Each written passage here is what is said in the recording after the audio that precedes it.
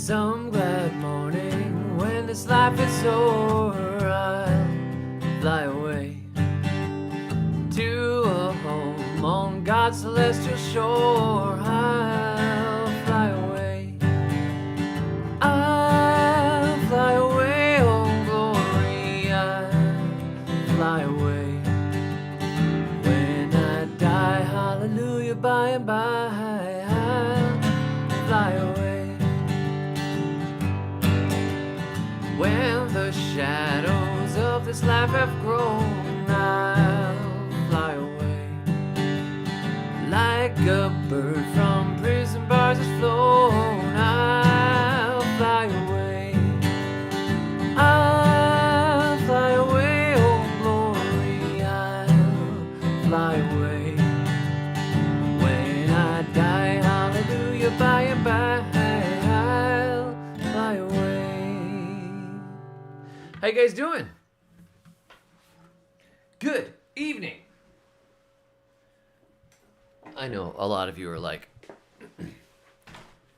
didn't you do this video before? I think I saw this in preview screen, and the hippie animal, I saw that before, and I thought you did a number 164, and then you took it down for some reason. Well, let me tell you what I did. So I did it, and I was responding to somebody's comment, and I thought, you know what? After I did it, I responded, and I thought, you know, it's not really fair to just grab somebody's comment, unless it was really an obnoxious comment. It's not fair to really grab somebody's comment and make them feel like they're getting smacked around.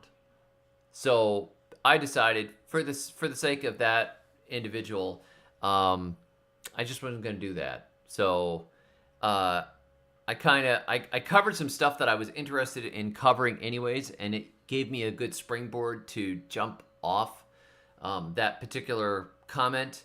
But I think I might have hit the springboard a little hard, and so I was like, I'm not going to do this. So what I figured I would do is cover a lot of it, cover a lot of what we covered, but maybe in a friendlier manner. Because I never do anything that isn't super, super nice and friendly. I like to do the big fake smile, and I like to eat a lot of soy and not be confrontational. Hey, this is a great channel. I hope you guys are enjoying my garden. It's so much fun. Oh my gosh, I love this gardening thing. It's really a hobby for everybody because there's flowers. Not really, but yeah, there we go. By the way, speaking of nice, we have new emojis. My son made us some emojis. We have chainsaws and explosions, St. Pacenti's cross, and we have some turnips. So, anyhow, before we get into today's very interesting topic, it is very interesting. It's something I could talk about forever, which is why I don't mind doing this again. And it's not really again. Look, I'm always going to say something different because there's this thing called coffee, and it gives me powers. But let me just read something really cool. Wendy sent me this. For those of you in Florida, this is exciting. There was a paper published in Science News on February 8th that said Floridians are the most beautiful people in the world. Yes, it's true. Researchers spent hours at the beach in Florida, particularly observing females who wouldn't have talked to them otherwise, and came to the stunning conclusion that Florida is where the beautiful people are. And by people, they mean women between the ages of 18 and 26. No, that's not the study. I just made that up. That didn't happen. But it's true. Florida girls are the prettiest girls. But Florida boys give them a run for their money. No, this is... Wendy did not send me... There's this running joke that I have about scientists having a hard time getting dates. I don't... Yeah. Okay. So... Researchers find peptide that treats prevents killer citrus disease. Treatment causes deadly bacterium to leak and die. February 8th, 2021, University of California, Riverside. New research affirms a unique peptide found in an Australian plant can destroy the #1 killer of citrus trees worldwide and help prevent infection. Huanglongbing, HLB, or citrus greening, has multiple names, but one ultimate result: bitter and worthless citrus fruits. It also makes the trees really sick and ugly. It has wiped out citrus orchards across the globe, causing billions in annual production losses. All commercially important citrus varieties are susceptible to it, and there is no effective tool to treat HLB-positive trees or to prevent new infections. So all citrus trees must now wear masks and practice social distancing. No, it doesn't say that. I changed it a little bit. However, new UC Riverside research shows that a naturally occurring peptide found in HLB-tolerant citrus relatives, such as Australian finger lime, can not only kill the bacteria that causes the disease, it can also activate the plant's own immune system to inhibit new HLB infection. Few treatments can do both. Research demonstrating the effectiveness of the peptide in greenhouse experiments has just been published in the Proceedings of the National Academy of Sciences. The disease is caused by a bacterium called CLAS that is transmitted to trees by a flying insect. That's the citrus psyllid usually. One of the most effective ways to treat it may be through the use of this antimicrobial peptide found in Australian finger lime, a fruit that is a close relative of citrus plants. And incidentally, I got an Australian finger lime thanks to my friend Scrubland. So I could inject finger lime juice into citrus. So anyhow, basically, it goes on that they use the peptide. They both tried injecting and spraying it, and they actually cured trees of the disease completely. So after spraying at regular intervals, only 3 of 10 treated trees tested positive for the disease, and none of them died. By comparison, 9 of 10 untreated trees became positive, and 4 of them died. This is great news. Citrus greening has been absolutely a terrible problem for quite a while. And it is a reason that in multiple books and articles, I don't recommend planting citrus in Florida until they come up with a cure for this disease. And originally they thought citrus greening was a virus, but it's now been linked to a bacterium. And this peptide can kill the bacteria. So that is a bit of great news. For those of you who would love a backyard orange tree in Florida, man alive. So cool. So cool. I'm so psyched about this. This is a big, nasty thing if you're in Florida. My mom planted a navel orange tree in her backyard some years ago, and it got the disease and deteriorated and died. Actually, it died because we yanked it out. I yanked it out. It was on its way out, and I didn't want it to spread to any other citrus. And I've seen groves. I visited a grove where a lot of the trees had been struck with this virus, and it was spreading slowly through the rest of the grove, and it was going to be over. And these are like long-term family businesses. Florida is such a great place to grow citrus, you know. It's just really sad. So it looks like this is a solution here. Hopefully the citrus will be saved and this will be turned into a treatment that can be useful. This is a really cool thing. So on to today's topic. Chemical versus organic gardening. I have had, over the years, many discussions with both organic growers and more conventional growers, people that are using, you look at old Alabama gardener, put some triple 13 down. Put some triple 13. You're going to throw down some lime, put down some triple 13. And there was a couple at our church that grew tons and tons of produce this last year, and they grew it with just 10-10-10, some lime, I think, some compost, but a lot of the plant nutrition is coming from that 10-10-10.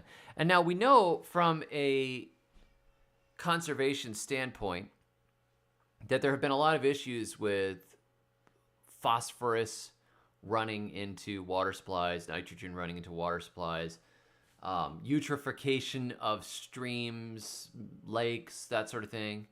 You know, this stuff it makes you think, oh, this is terrible. And we have heard that the chemicals can burn out the life in the soil. They're strong salts, and you're pretty much just kind of growing your plants on inadequate nutrition. You can use ground without actually fixing the soil, without fixing the life. With enough chemicals, you can make things grow, and you can just keep beating that sandy ground or that clay or whatever into submission, and put enough chemicals on it, and you can grow your crops. But there have been a lot of studies showing how mineral levels have dropped in our food over the years, and our food is not nearly as nutritious as it was. And a lot of people have gone to the solution of going completely organic and saying, well, we're just going to feed with manure, or we're just going to feed with bone meal and blood meal or whatever else, you know, all the organic amendments. And then people that have gotten sharper on it, like people that have started to get interested in what about all that micronutrient stuff.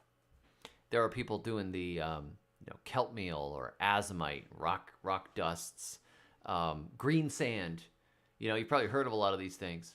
There are these different ways of feeding the ground and hopefully invigorating your soil. But you're getting closer at that point to going back to commercial type farming, because, you know, where are those micronutrients coming from? Oh, they're being mined somewhere. And then it's one more step. You might be putting Epsom salt on your garden. Well, Epsom salt, that's just magnesium sulfate. That's like laboratory stuff. That's scary stuff. And what is aglime after all? How do they produce that aglime? You know, is it? And then we're like, well, it's okay if we use like crushed limestone, but if we use a laboratory equivalent, that's not so good. Or if we get our magnesium from seaweed, is that okay? You know, instead of using Epsom salts or whatever. I am not interested in complete organic purity. As I have said before, this is not a perfect world. There is no perfect solution. Most of your organic solutions also have issues with them as well. I am a permaculturalist, and that I believe permanent agriculture is a great idea. I love tree crops, agroforestry. I love the idea of multi-generational farm abilities where it just goes and goes and goes. Sean says, I just eat the chemical fertilizers and turn it into organic fertilizer. Checkmate, atheists. Oh my gosh. That's so funny. The difference here is if I want to feed my garden completely organically,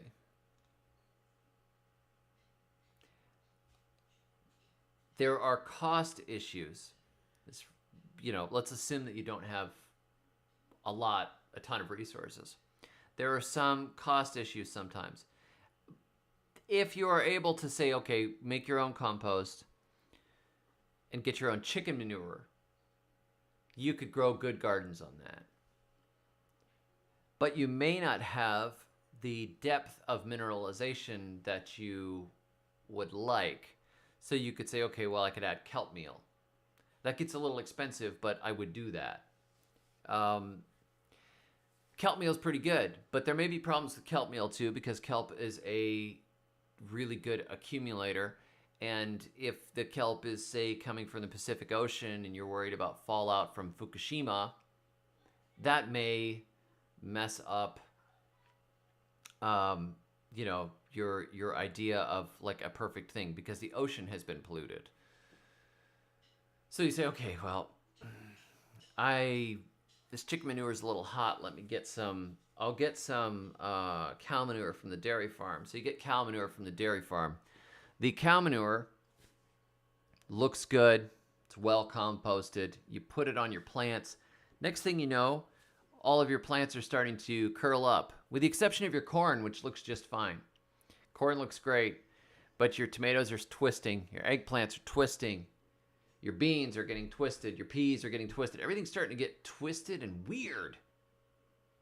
And what is wrong?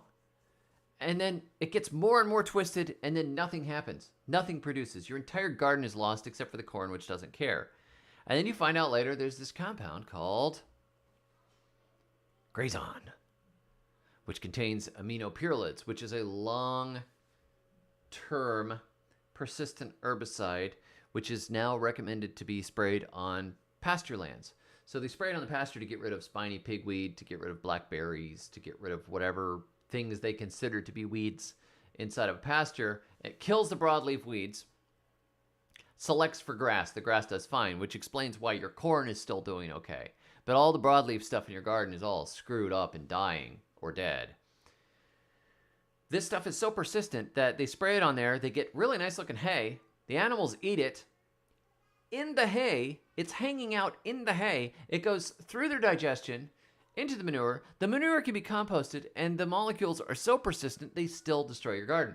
Now, I never would have known anything about this horrible stuff if I hadn't have ordered a double load of manure from a dairy farm about 10 years ago and spread it around my garden beds and around a newly planted hedge of blackberries and around some pecans and some mulberry trees, and had them all start twisting and dying, and I lost over $1,000 worth of plants, including, this is an entire hedge row that I planted of blackberries, the entire front fence line of my house.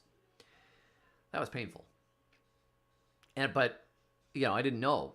I was trying to be a good organic gardener, and the irony is that if I had used 10-10-10, I would have had plenty of blackberries. Ouch. Ouch. I was doing the right thing. Well, not only that, you could ask the farmer. People are like, well, I'll just find out. I don't think they spray anything on that field. Yes, they may not spray anything on that field, but if they ever buy in hay, a lot of the hay fields are sprayed. The hay suppliers, they want real good looking hay. Animals don't care if it's been sprayed. They don't even know.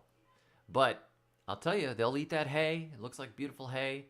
You buy a bale of hay, they eat the hay. Suddenly their manure will kill your garden. And where the manure has fallen, the plants that grow on it, the grass that grows on it, picks that stuff up too. So it's a cycle that lasts for a few years until finally it breaks down in the soil.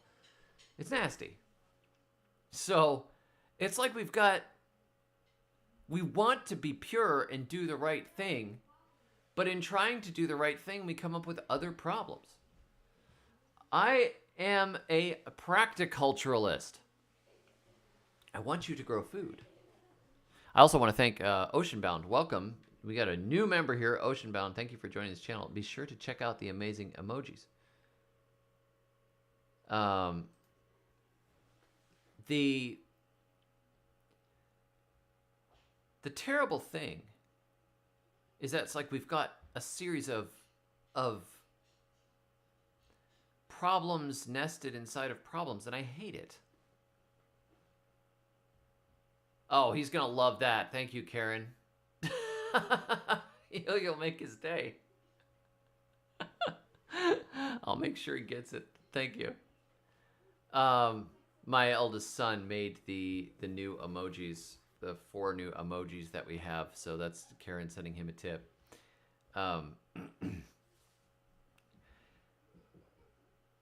The important part is to be growing food for your own family, to get out of the system as much as possible. Even if you grow your garden in the worst possible way, right? You you spray a piece of ground with Roundup. You till it under. You fertilize with 10-10-10. You grow your vegetables. When bugs appear, you spray your vegetables with malathion, diazinon.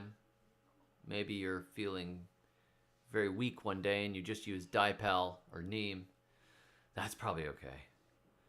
7 Dust, you rent a crop duster, whatever.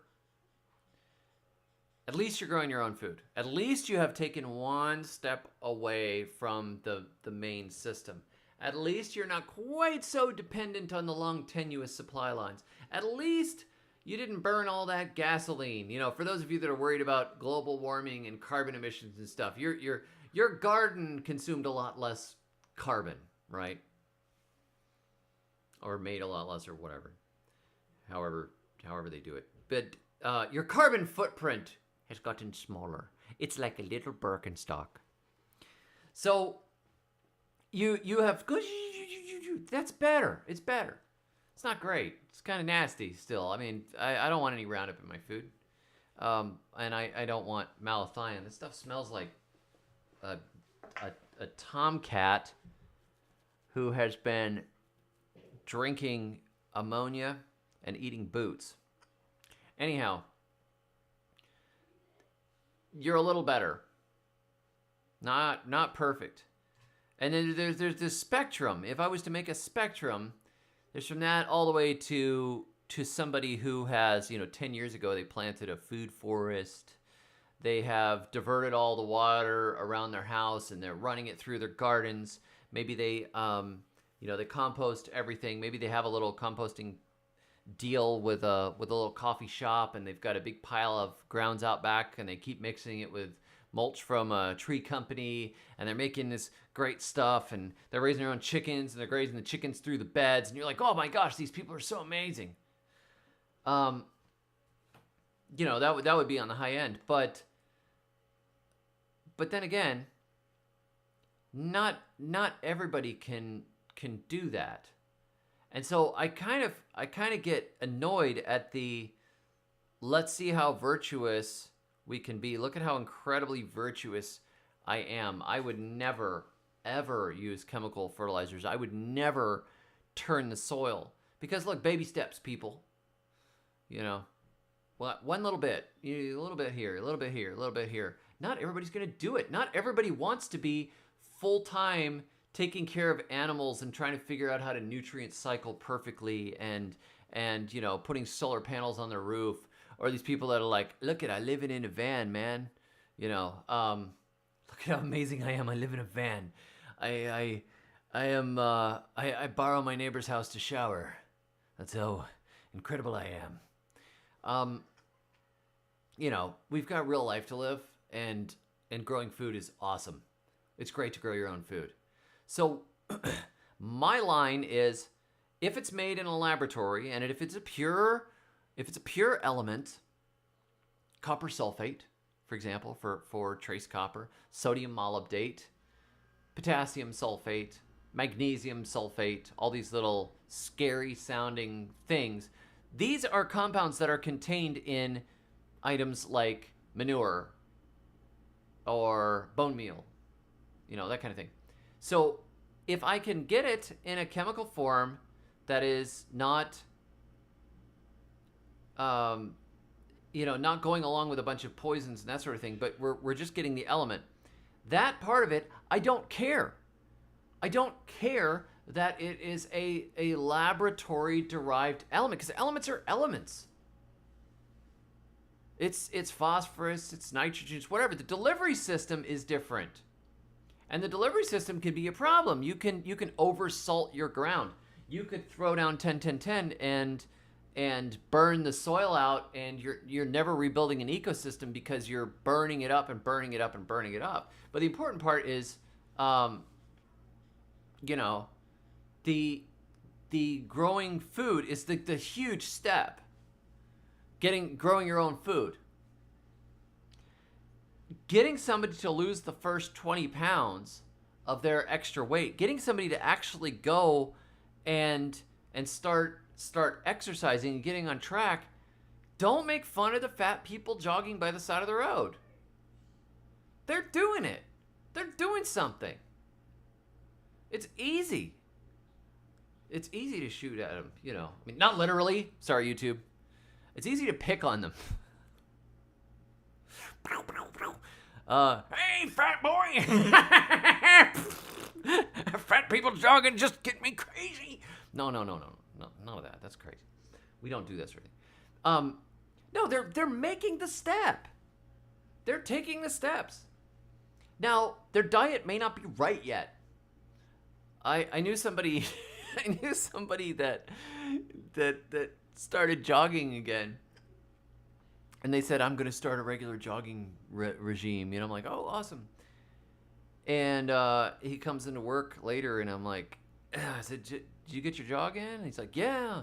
And I see he's got like a Diet Dr. Pepper and 2 Twinkies. And I'm like, what's that? He goes, well, I told myself if I go for a jog, I can reward myself.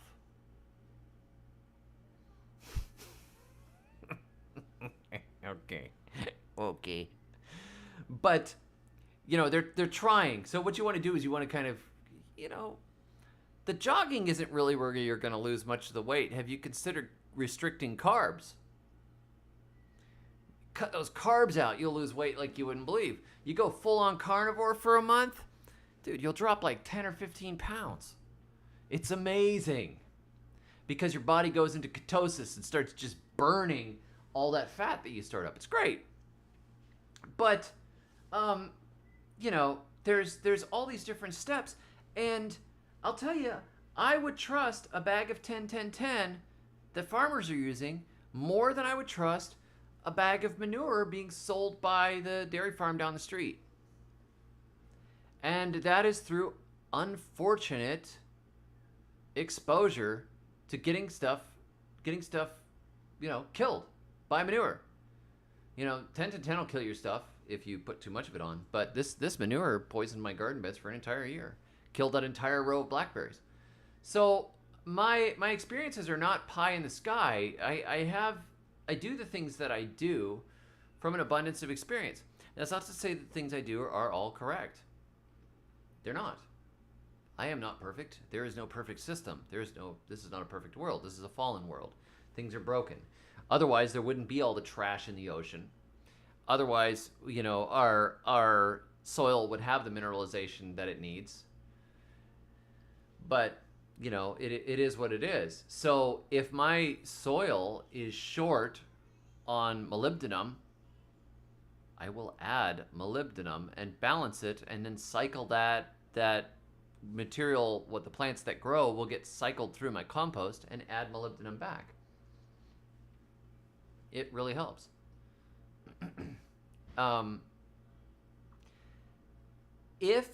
Here's another thing. If you are gardening on ground and making compost on ground and cycling all the nutrients through that are already there, so say you were to just grow a bunch of cover crops on the ground, you take all of your grass clippings and your kitchen scraps and stuff and you make them into compost and you feed the gardens that. But all your kitchen scraps are basically coming out of your own garden. So you've got this cycle going on. Everything is just kind of recycling back into the garden. I mean, even ideally, you have a composting toilet system and you even compost your own manure and it keeps coming back around. If you're not bringing anything in from the outside, whatever nutrient deficiencies are already on that ground will then continue. So if your soil is short on selenium, if your soil is depleted of sulfur, whatever, copper, you don't have enough copper, you don't have any cobalt, you are running through the same stuff over and over again. Where are you getting more? You're not. You're cycling poor nutrition back into the ground again. That compost may be beautiful. It has the benefits of compost. It has a lot of life in it. Your plants are going to be able to use the minerals that are in the soil quite well if you're making good compost. But you're not necessarily going to have all of the soil minerals that would be ideal for plant growth or for your own health. So throwing that together,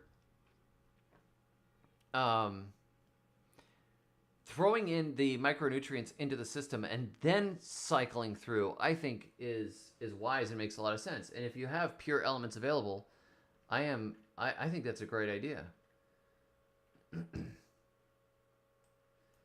Professor Anthrax says, if you wish to have 20 kids, you're not very environmental. Do you know how many excellent things one human being can add to the world?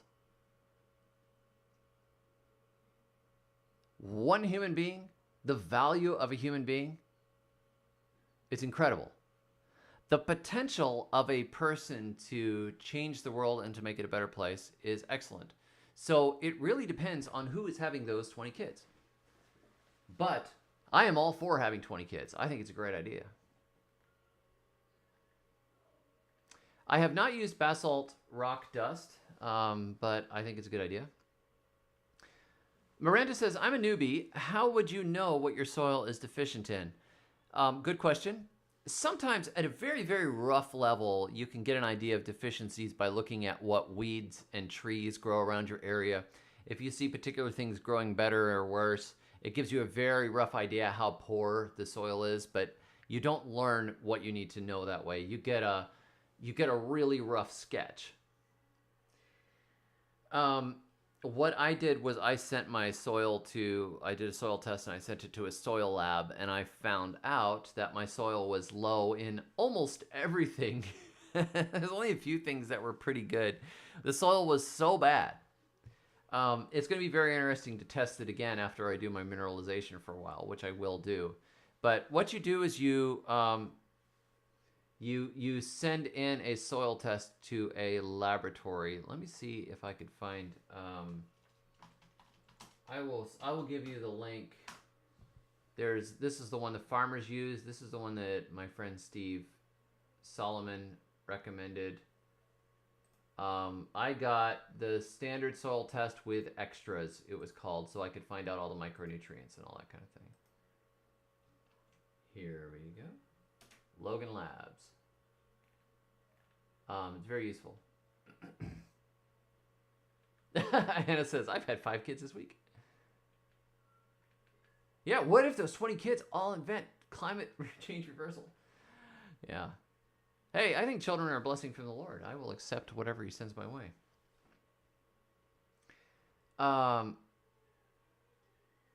So you take what you have and you work, and over time you work towards a better system. My systems tend to move towards no-till over time. My systems tend to move from being tilled, fed with more commercial fertilizers and stuff, to being stable, untilled, perennial systems. I like to build the soil up over time, but I remember my primary goal. Look, I have a budget. I have children.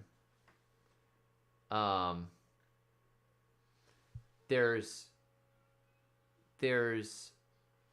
a need to get good food out of the backyard. And I think one of the biggest things you can do, if you are going to give in and do the easy way of not building your soil and you're using just straight chemical fertilizers, let's say you get, you do the 13 and lime thing.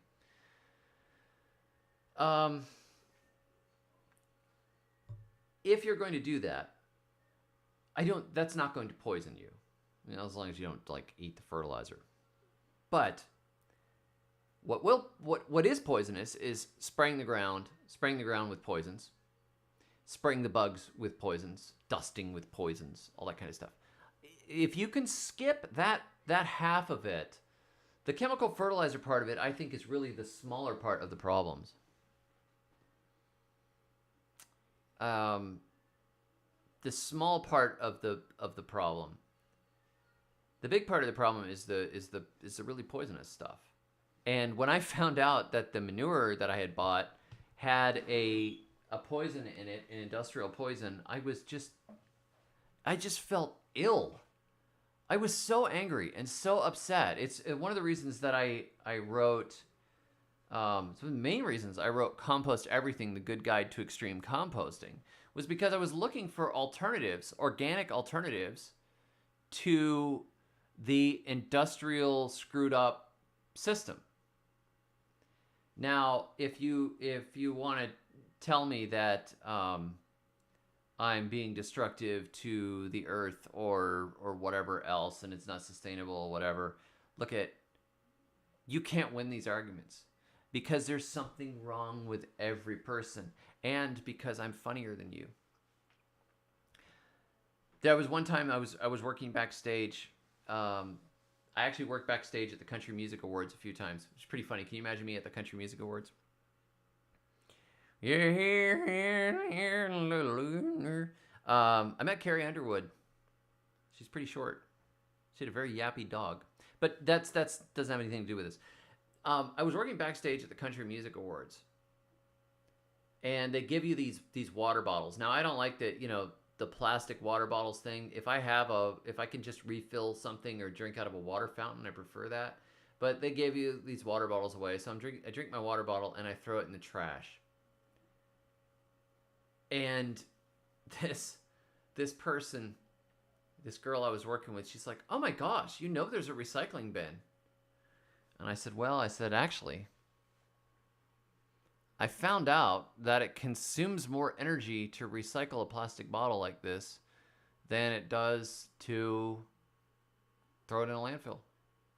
So I'm trying to save the environment by taking the less destructive route." She's like, "Oh my gosh, I recycle everything." I said, "You do?" I said, "Do you cut the little plastic windows out of your junk mail and then compost the paper?" "What?" I said, "Do you compost all of your food scraps, like including the bones and the if meat spoils?" She's like, "No." I said, "So you throw your plastic to get recycled, which actually costs more often." Now I don't know if the economics has changed. This was 15 years ago. I said, which is requiring people to sort them or machines to sort them, and then they get melted down again or something, and it costs all kinds of energy to actually recycle them and more fossil fuels. I said, "But the huge amount of food waste coming through your house just goes right in the trash, right to the landfill." I said, that stuff is that's a net positive. That's a huge, great way to recycling your food scraps. That's an awesome way, right? So she's like, "Oh, well, I said, "I have a composting toilet system. Do you have a composting toilet system?" Look, we can all out virtue signal each other. Ugh. Scott says many recycling operations just dump blocks of plastic bottles into the ocean. That's horrible. So, yeah, why did you eat that bottle? Carolyn says, "Unfortunately, a lot of people in the Gainesville, Ocala got bad cow poop compost from that guy. It was sad." Yeah, it was actually, and that was a few years after I wrote about it. There's a lot of things that are wrong in this world. Yeah, I definitely don't want the plastic to go in the oceans.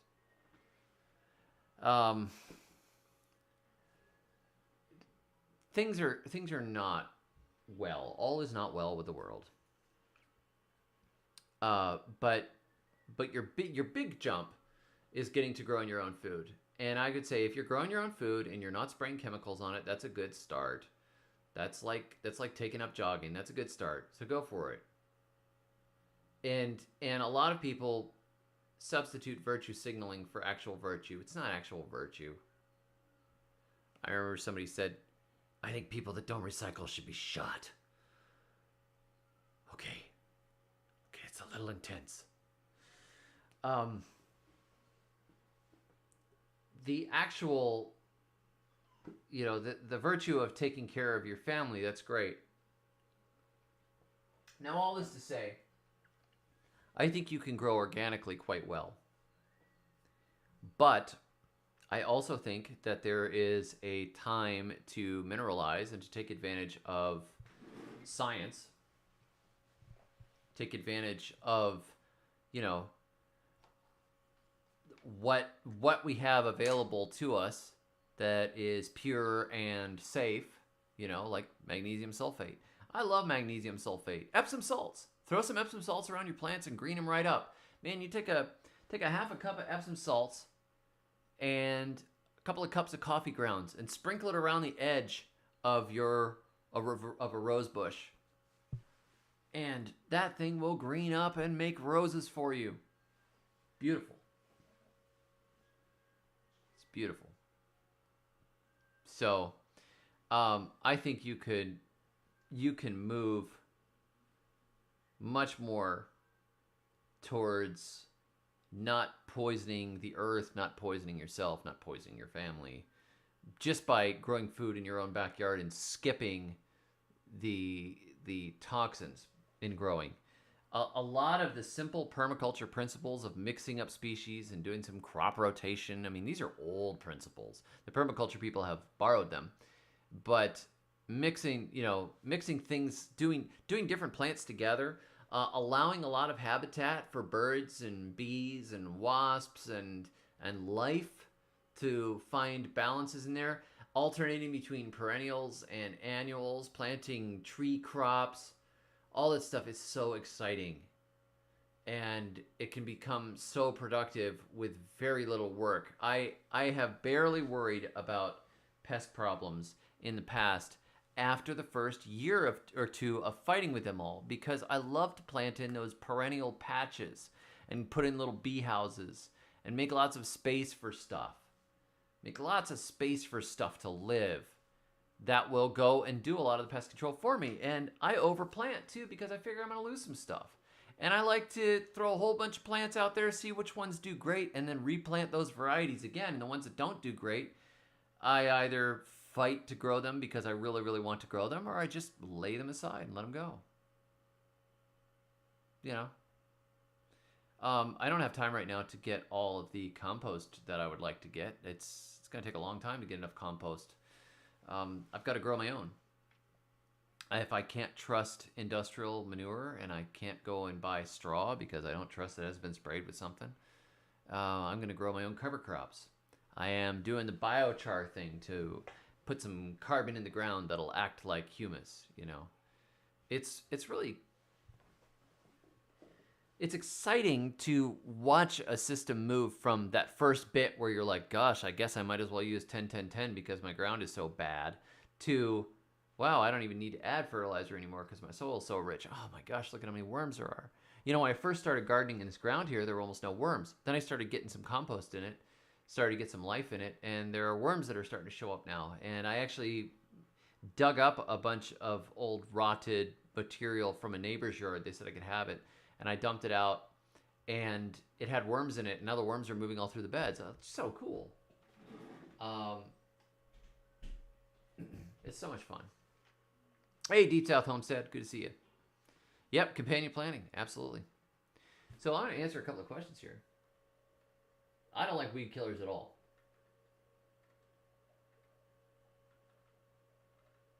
Now, you can weed kill with a torch. That's kind of fun. My YouTube channel says, I like no-till, but it ain't easy without tons of really good compost. Yeah.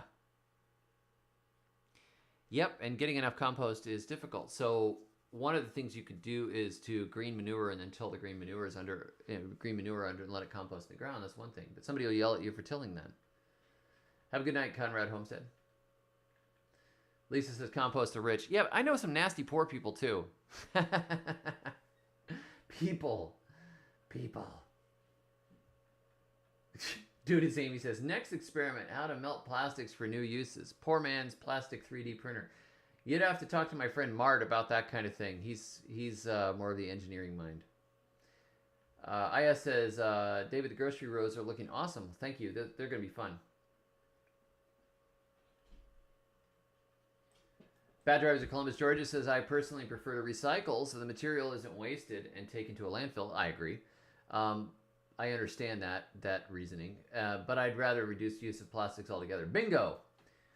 Why do we have to keep raising the minimum wage? Why could people live on $0.25 a day in the past? What happened to penny candy? See, people don't deal with the root causes. They fight. They're like, oh, you're horrible. You don't want to raise the minimum wage. You want people to be poor. Or, you know, well, if we raise the minimum wage, you know, a lot of businesses won't be able to hire people and unemployment will actually rise. So less people will have jobs because it'll be more money split over less people. Yeah, well, let's ask the question, why do we need to raise the minimum wage to begin with? Let's go to root causes here. Yeah, there's too much plastic. Why are we using plastic bottles? We should be using something else. But, you know, why? It's because somebody is printing tons of money that it's not linked to anything tangible anymore, and everybody's being looted through inflation. That's the real problem. So, boy, crazy. JS says, where's the best place to get David's books without going to Amazon? Let me see. I think I can find that for you. One moment. There is a way to buy directly through the publisher, I believe. I'll find it 1 second. Here we go. Here are the direct print editions. It's a little weird. I don't know why they're. It's a slow train. See if this works for you.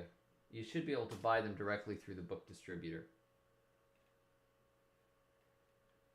Yeah, Deep South Homestead, man. We're gonna get. It's supposed to get down in the mid-20s here. It's not gonna work. It's like a lot of stuff that we're planting is. Yeah. Got to be careful.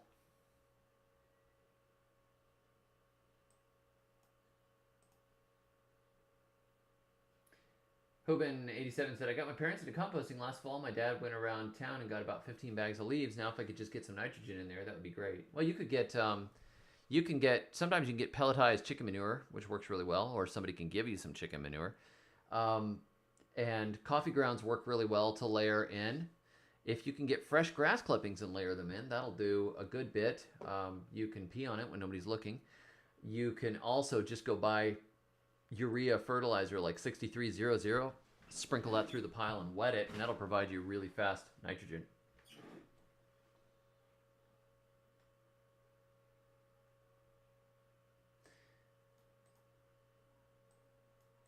Yes, Grow or Die is for sale at Southern Exposure Seed Exchange. That's the only book of mine that I know that they have at this point. Also, if you live near Echo Books in Fort Myers, they have all of my books.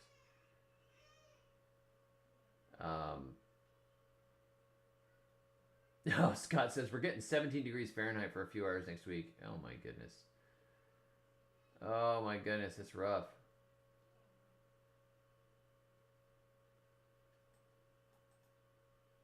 Yep. So there we go. So I am not interested in having big fights over the chemical versus organic thing. I would generally fall on the organic end of the spectrum, except for my soil mineralization.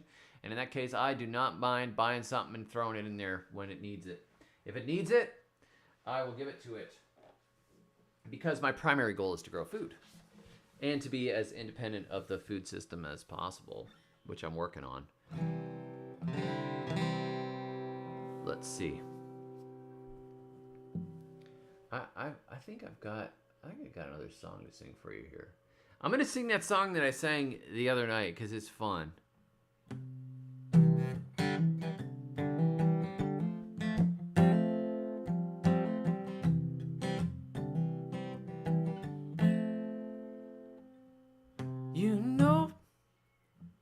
You know I always think of you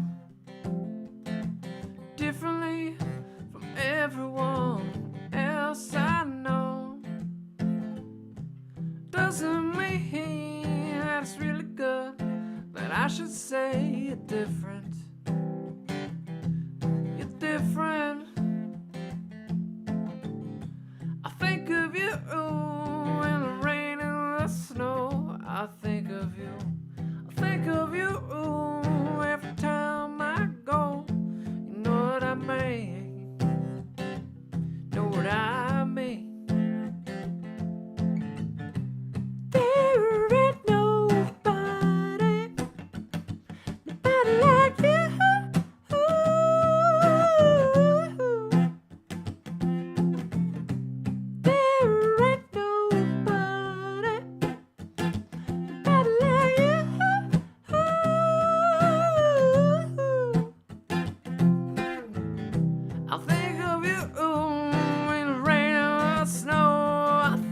of you. I'll think of you when I'm judging someone for putting triple 13 on their potatoes. Triple 13 on their potatoes.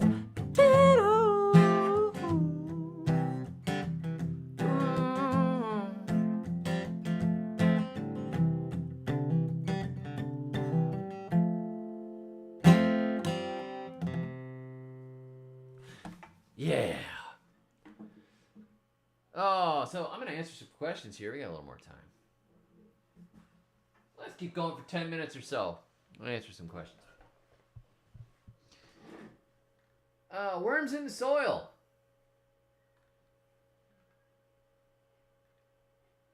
Let's see here.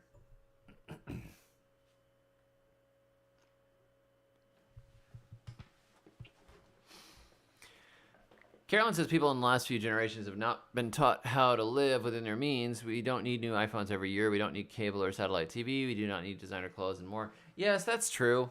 But also, previous generations ate a lot of the seed corn and wrecked the system. So my generation, Gen X, inherited an already breaking system.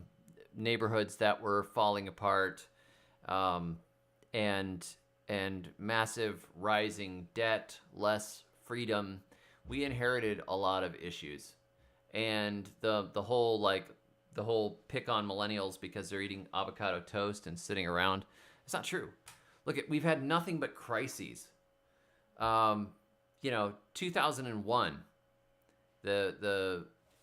that's terrifying day. Then it's Patriot Act and it's lockdown, and then there's a war on terror and it's all scary. And we get a big financial crash. We get this big ramp up in housing prices, so nobody can afford to buy one, and then it crashes like crazy, sucks everybody's wealth away, and then it ramps up again so much that we can't afford to live. And the real wages just keep declining, and the opportunities it's just difficult. It's a difficult time. There was a time of real beautiful post-war stability, so we got to remember that too. We don't really get to choose the time that we're born in. We can choose to do the best with what we have, and I agree that I don't think we should be buying, consume. But also, we've been sold to constantly from the time that we were little kids. We've what do you see, 30,000 commercials a year or something like that. There's a lot of problems. If my generation wasn't raised in front of the television, we'd probably be very different people. Sit down and watch your Sesame Street, let's find a nice kids movie. How about Dark Crystal? Oh my gosh. So Diana says, okay, this is not a joke comment, but I honestly don't understand how to get worms in your garden. If you don't have them, but improving your soil makes them appear, where did they come from? Well, worms spontaneously generate. Just like when you leave a pile of dirty laundry out there, mice will eventually appear. Or if you leave out meat, the meat produceth maggots. Same thing. No, actually, there are worms scattered here and there. It's just when there's food, they breed, and they have more. If they find your garden and there's no food, they just keep passing through. They don't hang around and make little worm babies and settle down and build a picket fence, The worms will breed up to the food levels. Just like if you have a desert, there are going to be no deer in it. They're just not going to come to the desert. They're going to avoid the desert. But if you've got a great big beautiful forest full of acorns and little bits of meadow with wildflowers they can chew on, the deer population will breed and they'll grow and they'll stick around. So the worms are often in your area already. They are in most places, but they don't show up in any kind of quantity unless there's something for them to eat there. So what worms like to eat is decaying vegetable matter. And I know somebody's going to say, no, they don't actually eat decaying vegetable matter. Actually, what they eat is the bacteria that feed on decaying vegetable matter. So just thought you better know that. No, I know that. But if you put decaying organic matter down, like if you have rotten leaves, you have rotten straw, grass clippings, whatever, they'll come up and eat it at night and they'll spread it around. So more organic matter in the soil means more worms, which in turn turn that material into excellent tiny bits of worm castings. Worm manure is, you're basically putting manure in the soil, worm castings in the soil by getting worms to appear. But if you really have no worms whatsoever and you've put down some nice mulch in an area or something and it's nice and rotten and there's plenty for them to eat, you know, then turn around and dig some worms up somewhere else and put them in, you know. Let's see where we are here.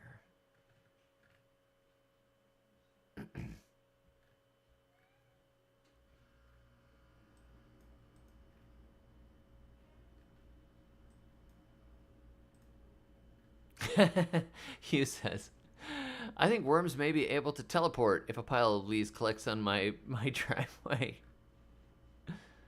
Oh, I lost it. It's zipping along here. I'm trying to catch up with the comments. Dude, it's Amy sends a $5 super chat and says, starting my own soil experiments soon using portable raised beds, similar and inspired most of all your content. Hope to share my findings with you. Thank you. Well, thank you very much, Amy. That's awesome. And thank you for the super chat. If you do it, please video it, send me pictures, whatever. I will share it. I think it's a great idea.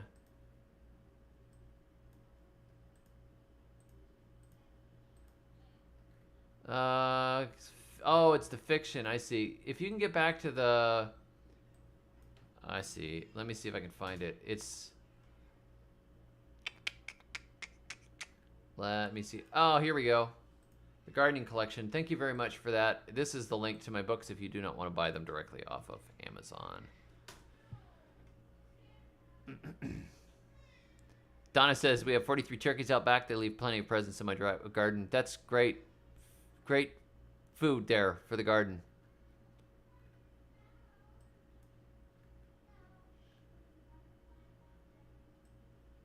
Let's see here. Yes, and notice to the new members here, we do have chainsaw emojis now, because you can fix most problems in life with a chainsaw. For fun, I tell people that organic means carbon-based molecule. That's right, Natasha. It's funny. Neem is not bad. No.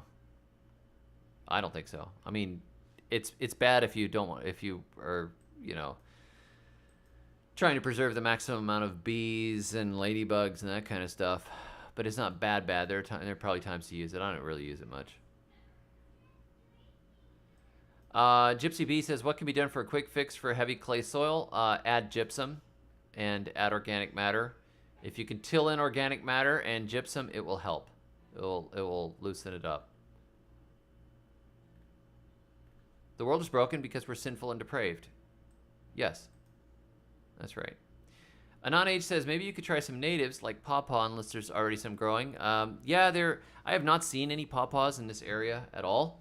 However, I am stratifying a bunch of seeds in the fridge right now. I've got like 50 seeds to plant. It's going to happen.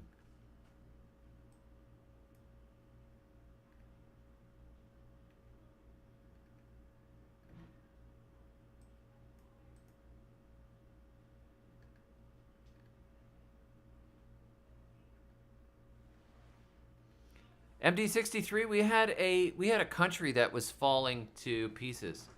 At least the Great Depression, you still had a cohesive nation. We don't have a cohesive nation whatsoever anymore.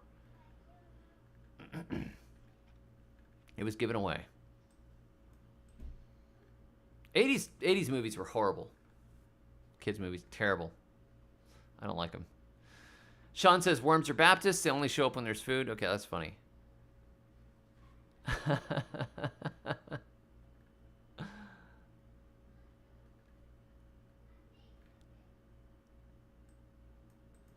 Can I pull the mic a little closer? Can you hear me all right? Can you not hear me?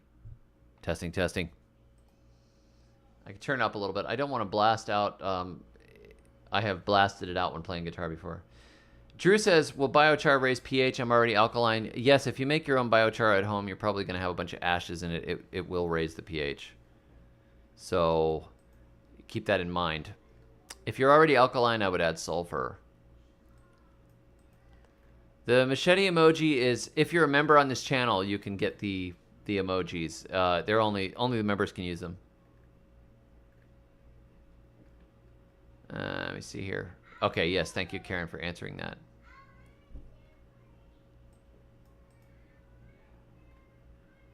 Going. Alicia Shank says, I've been looking for pawpaw starts everywhere. It's hard to get the trees. They tend to be a little expensive. Sometimes you can get them at nurseries. Try some of your big local nurseries and ask them if they have pawpaws. Just start calling around. There's got to be somebody growing native pawpaws. But I bought the seeds off of eBay, stratified already, and they're partially stratified. I'm letting them sit all the way through March or so. I'll plant them out. They'll probably sprout in May. Live for Viv says, weird question, but if we eat organic and non-GMO, is human waste acceptable? Yeah, I mean, I would compost human waste even if you didn't eat organically. Composting actually deals with a multitude of evils. A lot of things get bound up.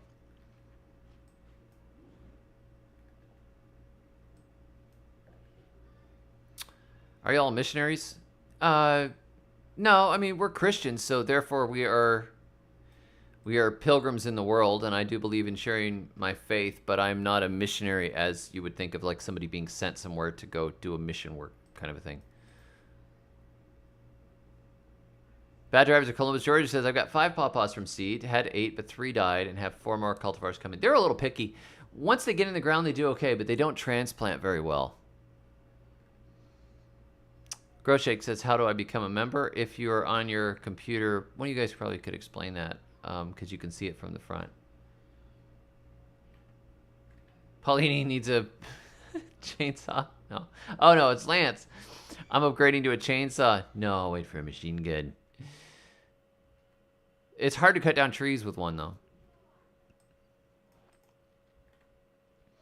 Yeah, let's see here.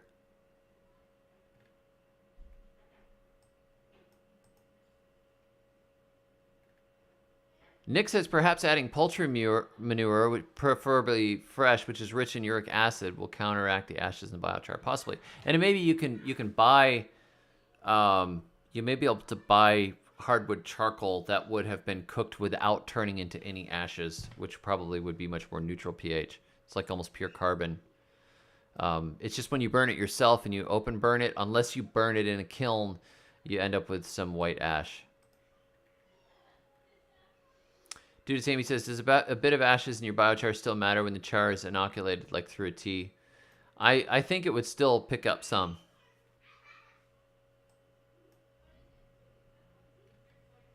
I did a video on making biochar just this last week.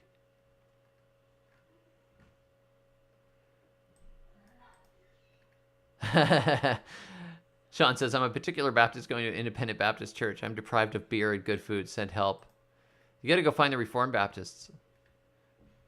Sarah says Burnt Ridge has pawpaws. KSU gives away free seeds. But they weren't doing it this last year.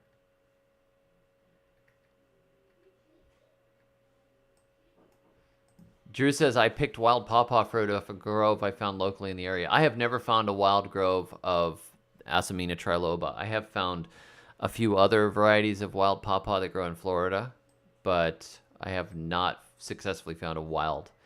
I never seem to live in exactly the right area. Steve Speed says Royal Oak charcoal works well.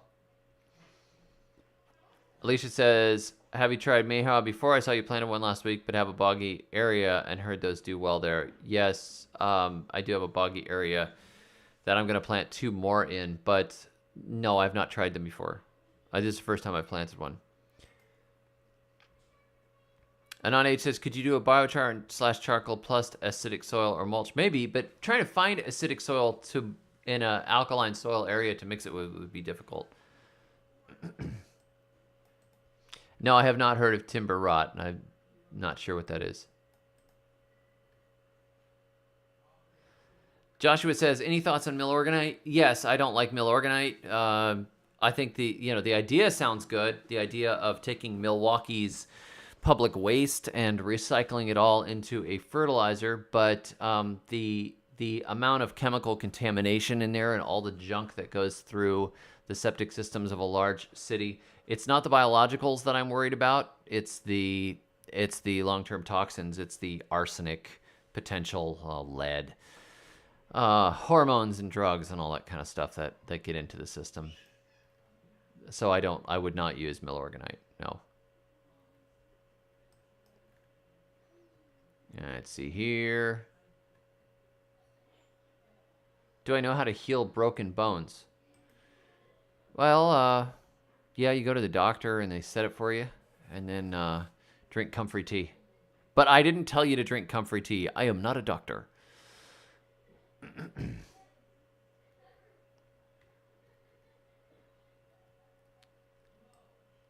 Gamma says, nice to catch the stream. Planting seeds with the grandkids tomorrow. Any of your kiddos taking an interest in growing anything particular? Yes, a couple of my kids grew turnips. They don't want to eat turnips, but they like to grow them and they sell them to the neighbors. And one of my sons planted watermelons the other day, and he said, I'm just going to plant early, and when it frosts, I'm going to cover them all with buckets. So we'll see how they do. But that's mostly what my eldest daughter is planting a bunch of flowers. She's got some sweet peas and nasturtiums and things that she's growing out front. She's going to plant more later too. Yep, my son did the new emojis. My eldest son, he's pretty artistic. There you go. Nick says, yeah, wood ash in the heat and completely burned minerals makes them become calcium, sodium, potassium oxides, which react with water to make hydroxides, which are basic and raise your pH. Right. So if you were to do it with the exclusion of oxygen, a lot of that stuff would just stay bound up in the carbon and wouldn't go all the way to the high pH.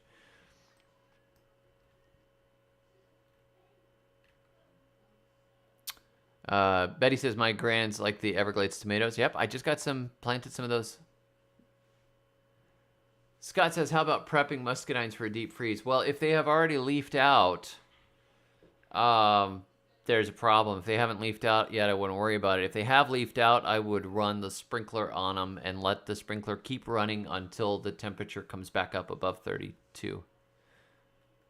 If you can't manage to do that, I would cover them all with blankets and include the ground in the covering to make a tent. Put some Christmas lights under there and hope for the best. Bone knit plant. Comfrey tea for a plant. Comfrey tea for a plant fertilizer? Sure. I'm growing some comfrey. Working on it. Yeah. David the Good, MD. MD stands for mildly disturbed. I could see that.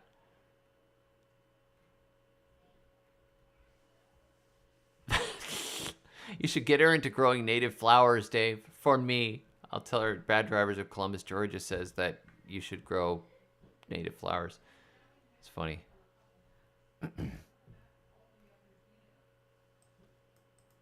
ZE says, is it safe to drink comfrey Bocking 14? I am not supposed to say, nobody's supposed to say yes, but if this was full of it,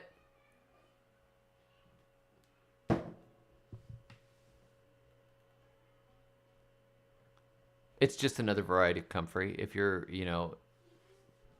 this is not a health show. I don't know if you can make limestone paste from Florida native limestone, but it has a lot of shell deposits and stuff in. I bet you could. I bet you could. Matthew says, random question, but are you planning on having any more kids in this crazy time? I will take any children that the Lord send me. It is a crazy time, but God is sovereign. We don't know what the future holds, and He said, "Be fruitful and multiply," and that's what I'm going to do. We'll see. We'll see. I just trust Him.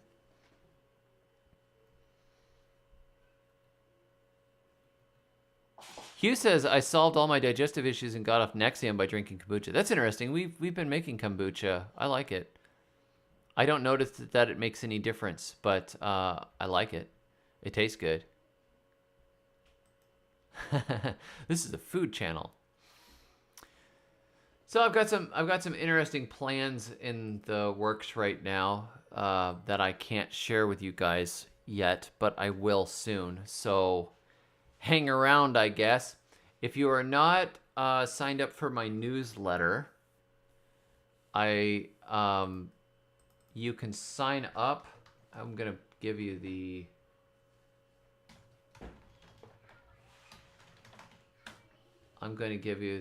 link here. Let's see if I can find this thing.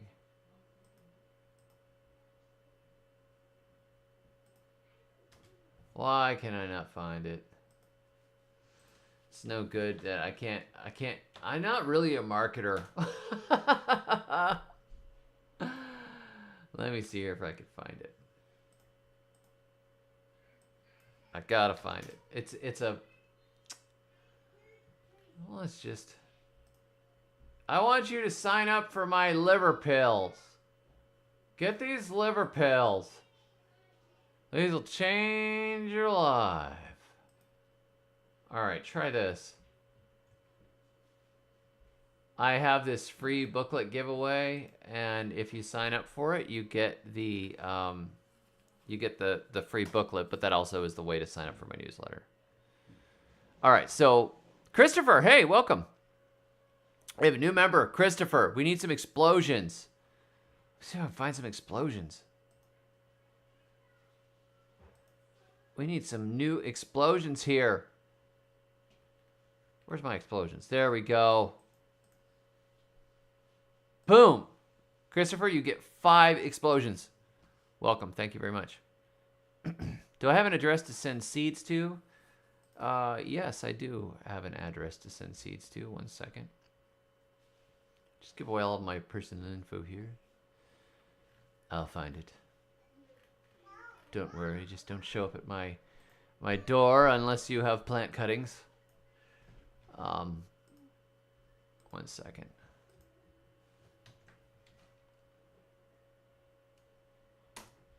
That is my address. And it should show. Come on, here we go. 1 second.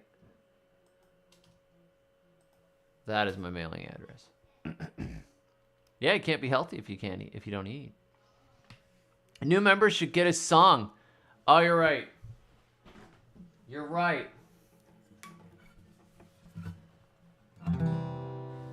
What am I singing this for?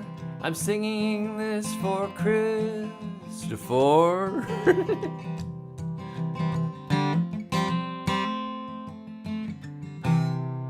That's it. That's it. That's the whole song. I really wasn't really inspired, I guess, but but I'm glad you're here. Thank you.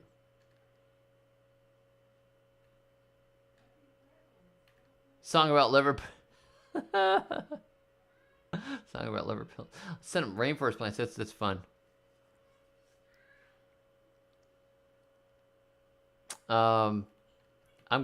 I gotta take off, I think, but I want to thank you guys that sent super chats today. Thank you for the members that support the channel. Please go and sign up for the newsletter. I've got some interesting announcements coming.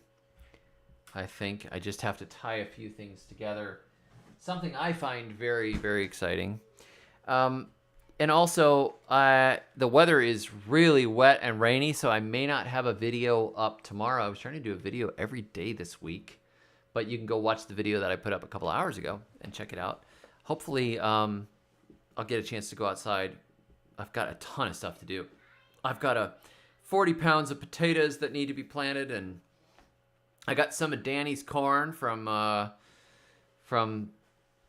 Deep South Homestead there, which was given to me by somebody else who turned around and mailed it to me. So, anyhow, I better run, but God bless you all. Thanks for a nice night, and thank you for hanging around. Welcome to the new members, and I will catch you all next time. And until then, may your thumbs always be green.